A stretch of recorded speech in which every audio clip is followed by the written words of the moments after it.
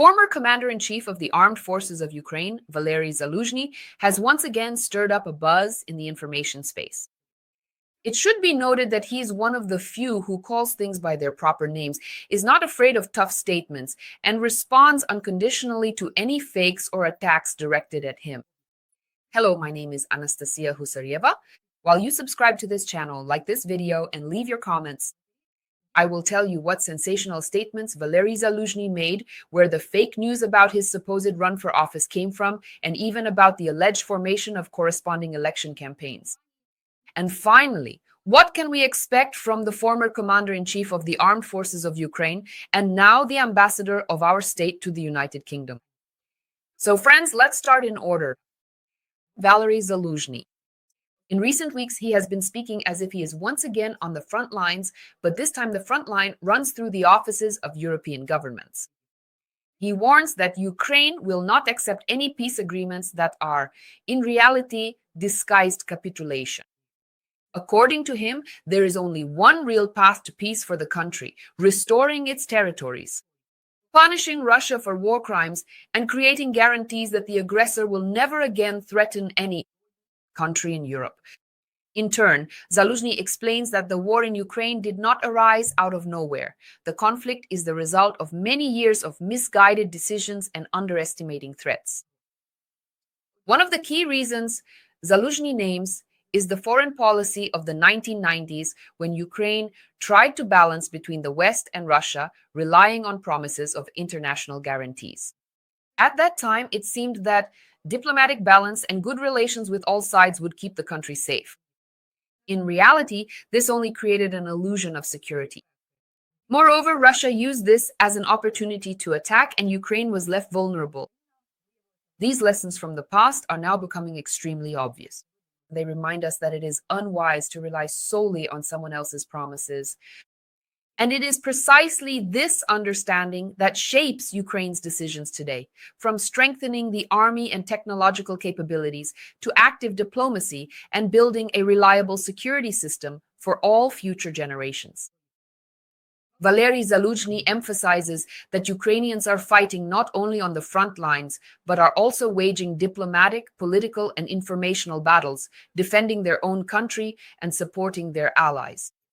The strength of Ukrainians lies not only in their soldiers, but in their clear goal: victory, not illusion. Western allies cannot remain passive in this situation. The security of the entire continent depends on their decisions. The modern war in Ukraine is a high-tech conflict of a new generation. Here, drones, missile strikes, cyber threats, and information attacks are all combined.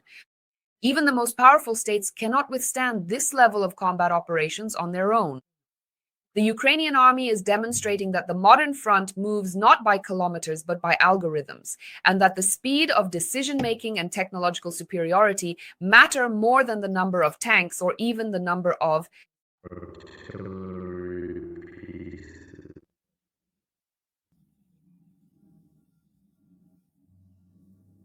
Ukrainians are already peace-loving, but this year, if they come for drugs, we are absolutely prepared. We'll kill. Glory to Ukraine. Valerii Zaluzhny ends his speech with "Glory to Ukraine," and we move on. Russia has completely shifted its economy to a war footing. The production of missiles, ammunition, and drones has increased significantly. Society is being intensely subjected to propaganda. While Europe hesitates, wondering if its aid is effective enough, Ukraine is holding the front and essentially buying time for the entire continent. Every victory of Ukraine on the front line is not only the defense of its own state, but also a stronghold of security for the entire European continent. The former commander-in-chief of the armed forces of Ukraine emphasizes that modern warfare is not a matter of a single front or a single country. Even the strongest armies in Europe turned out to be unprepared for combat. Of a new generation, where thousands of drones are launched every day, the front line moves according to algorithms, and the speed of decision-making matters more than the number of tanks. Ukraine is demonstrating that endurance, technology, and training are the keys to survival. Europe still lives in a world of its own illusions, believing that NATO and decades of stability will protect it from Russia. However, Ukraine's experience has shown the opposite.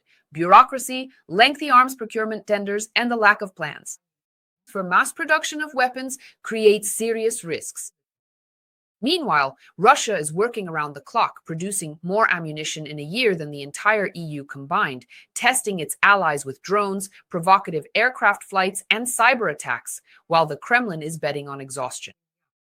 And if Europe does not start acting now, the war will soon be knocking on every European door. In the past few months, Polish special services have detained 55 people.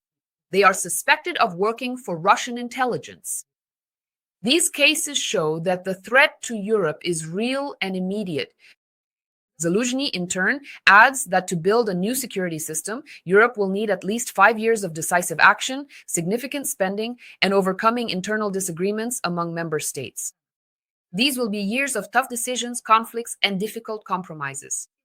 But without them, the continent will not be able to withstand the threat of a new generation. And Valerii Fedorovich also adds that it's not just about weaponry. Ukraine must go its own way, overcoming corruption, the inefficiency of its defense industry, and weak coordination between agencies. Only a combination of technology, military training, and political will can create a shared, reliable security architecture for all of Europe. Zaluzhny's key message is simple and alarming. Illusions are a luxury of peacetime. Europe can no longer rely on anyone but itself. Without rearmament, unified strategy, and decisive action, the continent risks repeating the mistakes that Ukraine experienced in 2014. Without readiness, without resources, and without understanding the scale of the threat. During his visit to Eton, this is a prestigious British college where future politicians and prime ministers study. Valerii Zaluzhny emphasized that the war in Ukraine is not limited to its borders, but is a real challenge for all of Europe. He warned that if Ukraine loses, the continent will be the first to feel the consequences. Russia is already actively testing the allies, provocation, shelling, thousands of drones, and this pressure will only increase. The students actively asked Valerii Zaluzhny questions about modern warfare, about what is happening in Ukraine and beyond. And he explained that the conflict in Ukraine is an example of a new type of war, where drones, cyber threats, and information attacks are combined. And even the most powerful states cannot withstand it on their own. He emphasized that critical thinking, strategic vision, and the willingness to make unpopular but very necessary decisions are the key to security aspects of any country. The meeting also had a practical aspect. Zaluzhny spoke about the development of modern weapon systems and air defense, the training and equipping of the military, and also emphasized that Ukraine's experience in waging war and methods of modern combat should become a lesson for future European leaders. Well, now let's talk about the most sensational part of the latest news about Valerii Zaluzhny, the connection of his name with the explosion of the Nord Stream gas pipeline. The German prosecutor's office reported that, according to their information, the operation may have been coordinated by Ukrainian military units under the command of the former commander-in-chief of the armed forces of Ukraine, that is, Valerii Zaluzhny.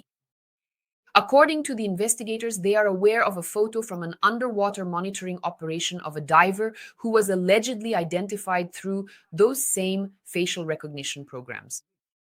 This diver, according to investigators, had ties to the Ukrainian security service, was detained in Italy, and is planned to be extradited to Germany. In addition, the investigation traced his movements through Poland, where he was allegedly under police surveillance before arriving in Ukraine. In this context, we are talking about Serhiy Kuznetsov. At the same time, in Poland, law enforcement officers have already detained another Ukrainian who is also linked to this case. You can see him on your screens right now. His name is Volodymyr Zhuravlov, who was also involved in the case concerning the explosions on Nord Stream. However, the Polish court released him due to insufficient evidence. And this event was actively discussed in the Polish public sphere.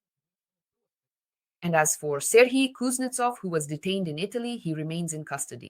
His case has been transferred between courts multiple times, and now I will tell you the details of this case. So, as I mentioned, his case was transferred between courts multiple times. At first, extradition was permitted, then it was cancelled, and later, new decisions were made. Moreover, Kuznetsov even went on a hunger strike in protest against the conditions of his detention and the violation of his rights. His lawyer confirmed that even dietary food was not provided in prison, and his health conditions significantly deteriorated. Because of this, the Ukrainian, who, as was recently revealed, has ended his hunger strike. This is the photo that was published along with this news. Previously, the case was classified as sabotage and later as terrorism. It turned into a complex political story with an international undertone involving disputes between courts of different countries, diplomats, and of course, human rights activists. Valerii Zaluzhny commented on the situation on social media in a concise and ironic manner, emphasizing that the information is not accurate and should be treated with caution. He noted that even if the story is unfolding in different countries, the actual facts and real responsibility have not yet been confirmed. Thus, the Nord Stream case remains open and politically sensitive.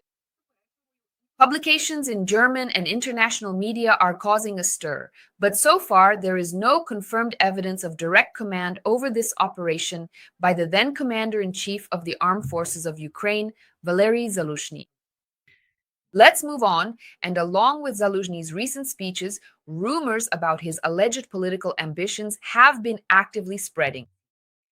The French publication Intelligence Online reported that, on behalf of the general, offers were made to top military officials to join a parliamentary list. Of course, this would be in the event that Valerii Zaluzhny runs for president. This information was also picked up by Ukrainian media, and without exaggeration, it literally created an avalanche.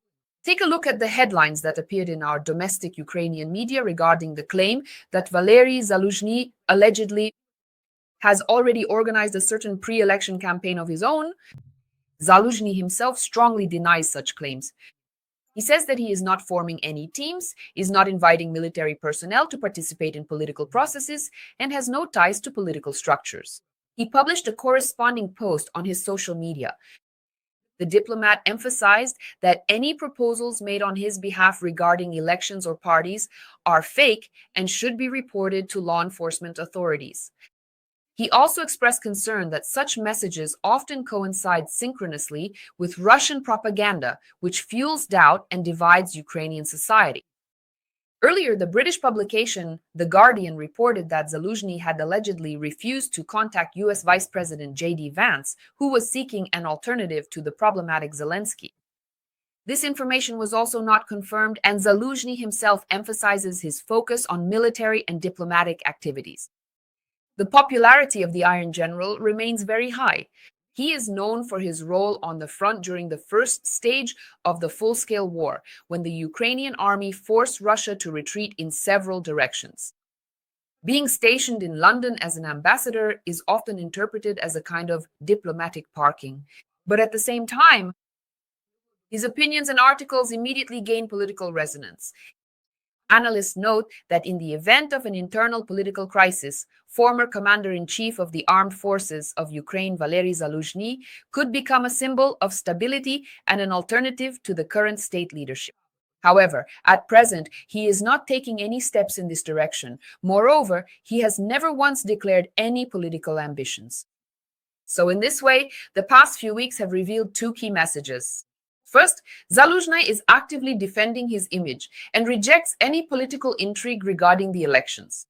Second, his authority and popularity make him an important figure in the media and political landscape, even if the general himself does not plan to enter politics directly. At the same time, he clearly emphasizes that Ukrainian society must remain united and not fall for provocations, and that the country must continue to fight on the front lines. How? Both on the battlefield and through diplomacy. His stance on these issues creates the sense that any speculation about the future of Valerii Zaluzhny cannot and should not distract Ukraine from its main goal of victory and a just peace. Together, we will surely win. Glory to the brave hero. And while some dream of peace at any cost, Zaluzhny reminds us, illusions kill faster than bullets. One thing can be said for sure, his silence always unsettles many more than any speech by Valerii Zaluzhny ever could. So that's all we have time to tell you about this topic for now, but we ask for your support. Subscribe to our channel, like this video, or leave a comment. And in turn, we will continue to keep you informed about all the most important events happening in our country, in the world, and everything that one way or another affects our future together. My name is Anastasiia Husarieva, and I'll see you in the next broadcasts. Please take care of yourselves and wash your hands with soap.